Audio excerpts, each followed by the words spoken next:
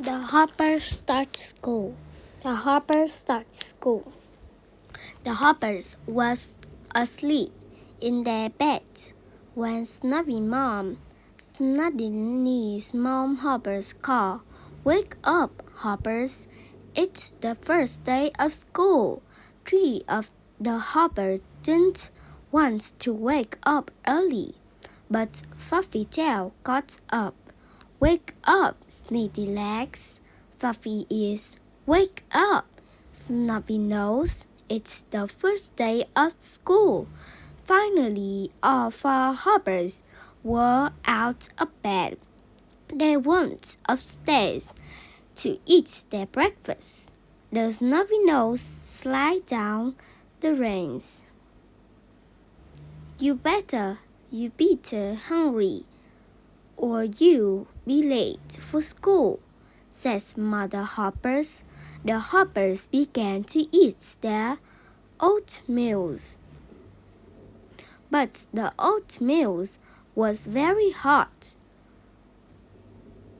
When Snubby Nose ate his, he bumped his mouth.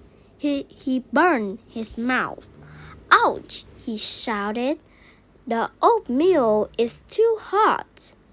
"Quick, take a drink of water, Snubby Nose," says Sneaky Legs.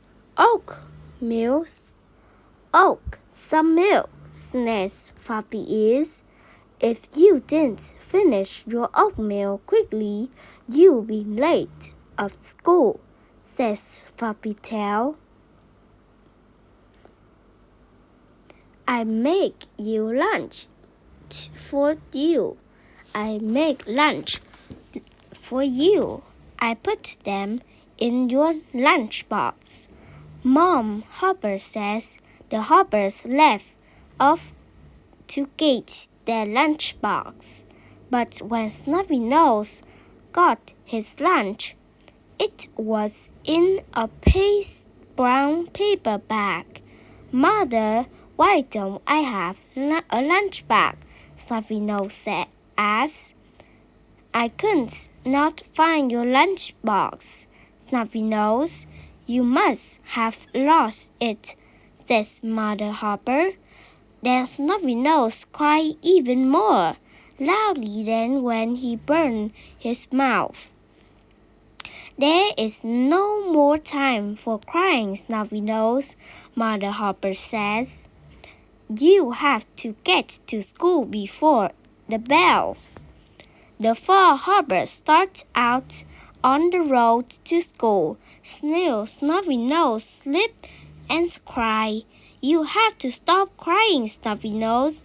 We'll miss the late bells," says Fluffy Ears. You were playing in the garden with your lunchbox. We can't clean it out and put your lunch in it tomorrow," says Snubby Legs. "I hear the bell.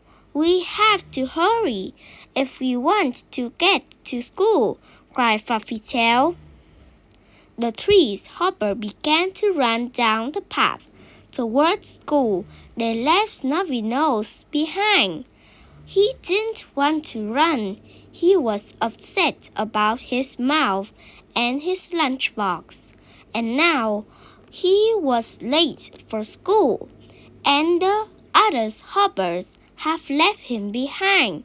He sat down on the sides and the path to cry quite to himself. "What's this crying on the first day of school?" a voice says.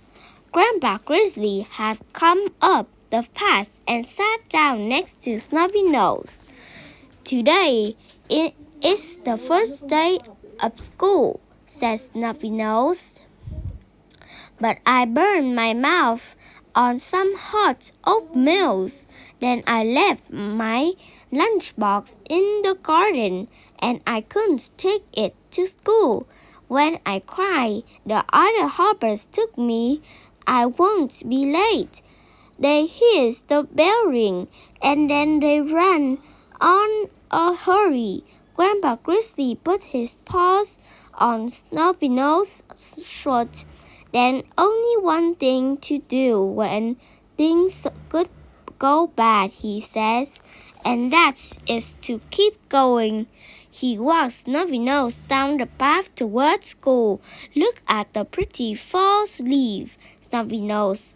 Why don't you put some of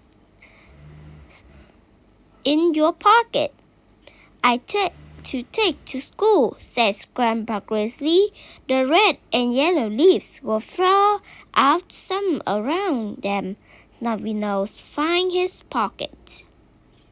See the pretty flowers by the side of the road? Why don't you pick a bunch of for your teacher, says Grandpa Grizzly. Snubbynose picked the pretty yellow flower some soon. He had forgotten about his chore. Here is the school, says Grandpa Grizzly, and I think I see other hoppers. Floppy-tail, Floppy-ears, and Speedy-legs will all wait in front of the school. They went when they saw Snubbynose before Snubbynose ran to join them. Grandpa Grizzly stopped him. Do you feel better, Snubbynose? Grandpa Grizzly asked. Yes, says Snubbynose. If you feel bad again, remember the false leaf and the flowers. Remember that you can feel better all by yourself, Grandpa Grizzly says. He took a shiny red apple out of his pocket and gave it to Snubbynose. Happy! Thanks you, Grandpa Grizzly, cried Snubbynose. Snubbynose ran towards the other hoppers. They went inside the school just as the late bell rang. Good job. Goodbye.